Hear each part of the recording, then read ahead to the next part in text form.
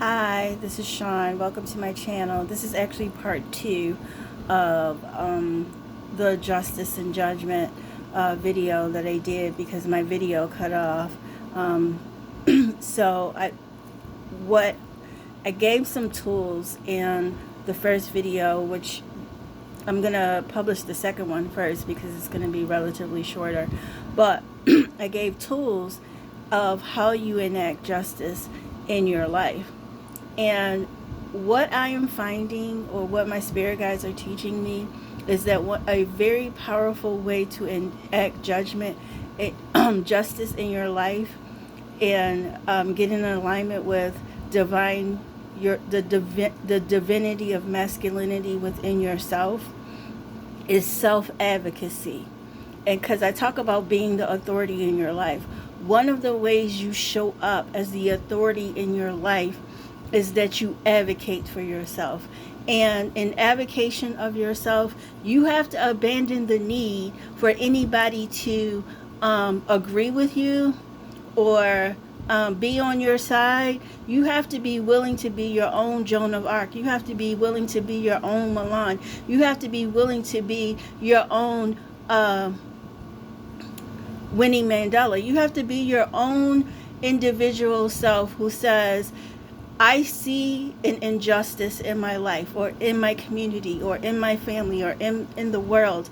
And everybody may be operating from places of fear, false evidence appearing real, or whatever. Like in 2017, when I began to see my community, the culture of my community change, and I began to see how microaggressions were being enacted, and I began to advocate for myself, the first thing that I was told was, you're mentally ill, you're crazy, you're seeing things, this isn't real, you keep playing the black card, different things that boxes people were trying to fit me in, because sometimes self-advocacy for people is rocking the boat, and some people, they need to feel the sense of false security, in the sense of, if I don't rock the boat, I won't have issues, I won't have challenges, I won't have problems. And all along, they're being abused, they're being taken advantage of, they're being put in positions to be somebody's prey, and they're not paying attention to predators because they don't even believe that these people exist. So that was in 2017 when some of this stuff happened. So when 2020 rolled around and this microaggression became macroaggression, and you saw it, you didn't just see it, I didn't just see it in my community, where gatherings were happening, where people were overtly telling you, you don't belong in this community, you don't belong in this country, you don't belong on this block, you don't belong, you don't belong, you don't belong.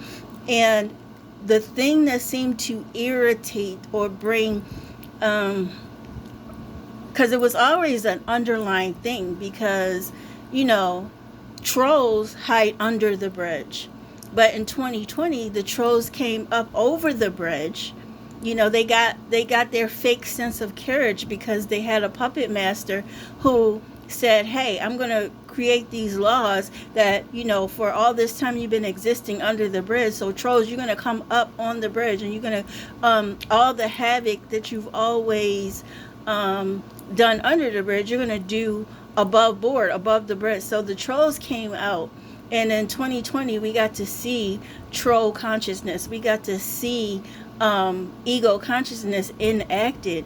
But I was seeing that stuff in 2017, and when I was talking about it, people were like, oh no, we don't live in those times anymore. And I'm like, you're nuts. We absolutely do live in these times, where ego consciousness, and because I understood that the patriarchy that had existed in power of energetic dominance for so long, it was afraid. And when any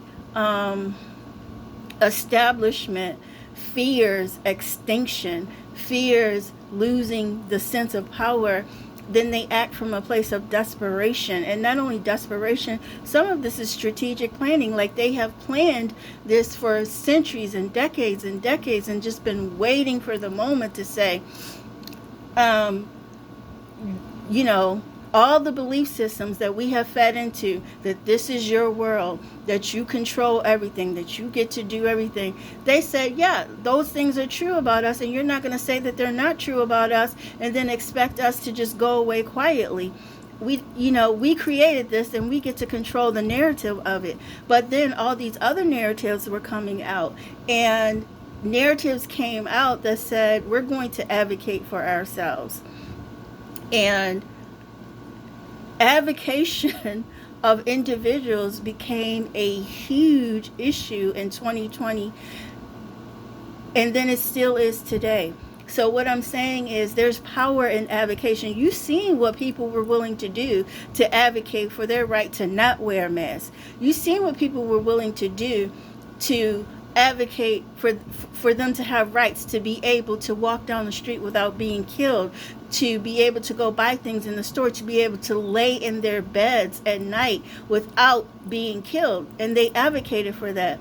And people who are adversaries of people who have been in the pedagogy of poverty and the pedagogy of oppression, when you have been the oppressor, and you see the oppressed advocate, that ignites something in you. That ignites something that you call fear, but you want to face it off. You want to pretend that it's bravado. So you will walk through the streets with semi-automatic weapons. Nobody knows if those weapons are legal or not because nobody's checking for it. And then when we find out that the weapons aren't legal and you have killed somebody from it, because you've created the laws, you've created the justice system, you don't have justice. You don't have justice for the people that you kill, that you feel like you have a right to take those lives. And then you create the narrative that you were self-defending yourself at a peaceful protest where you become a provocateur so that you can commit murder.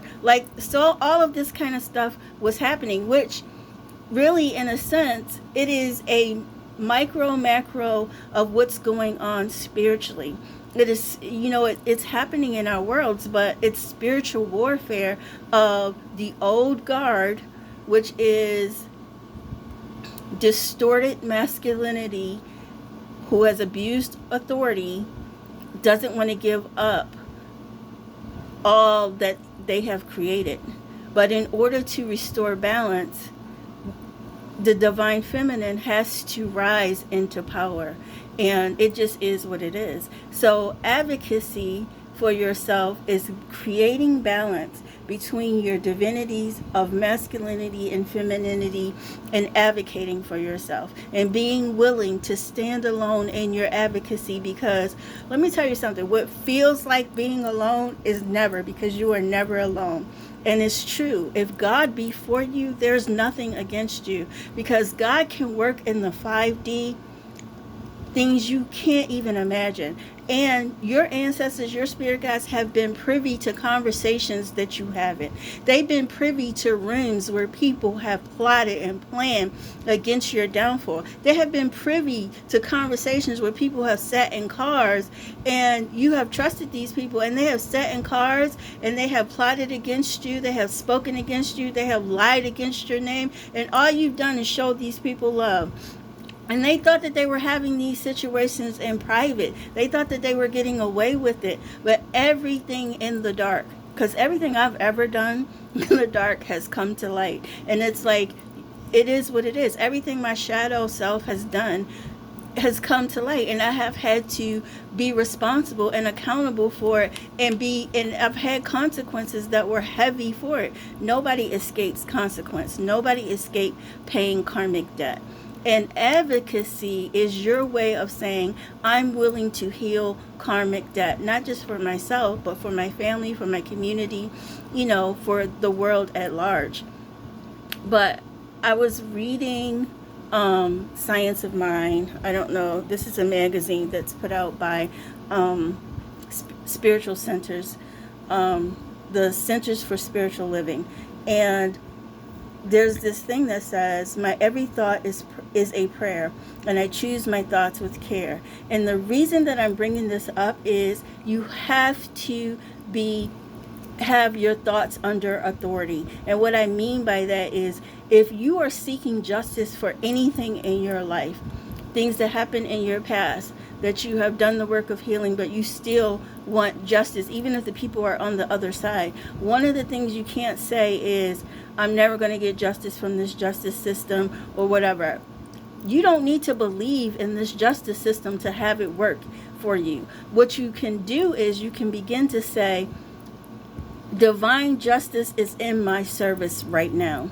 The divine justice is manifested for me. Everything blesses me. So anybody who is working any kind of plot and plan, doing things against you, justice will rush in and be in your service, and it will bless you. Whatever they're plotting and planning, to the same degree, to the same measurement, it's going to meet them. It's not just going to meet them, it's going to meet the generation, 7 generations down. Because I'm currently in the work of like the 5th generation of my family. And it's like, this thing goes back. This thing goes deeper. That's why we cannot mess with other people. Do no harm on this planet. Don't have the intention to cause harm to people. However, if people are working in the shadows, if they are using a consciousness and trying to hurt you or trying to enact injustice upon you, you have every right to be an advocate for yourself. That is the authority. That is your authority in your life, to advocate for yourself.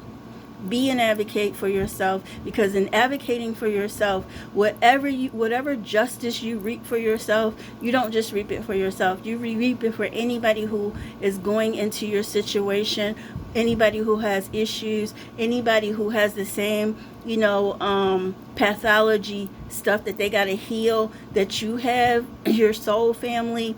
Some soul family members you will never ever meet, but they exist on the planet right now. And people, you never know who's watching your advocacy. You never know who you're going to touch. You never know who you're going to help heal. Just do the work of self-advocacy and balancing the scales and going within and taking just like exquisite I can't think of the word that I want to use, inventory of yourself, and anything that's in you that you better cut it out. You better use your double-edged sword and you better cut it out.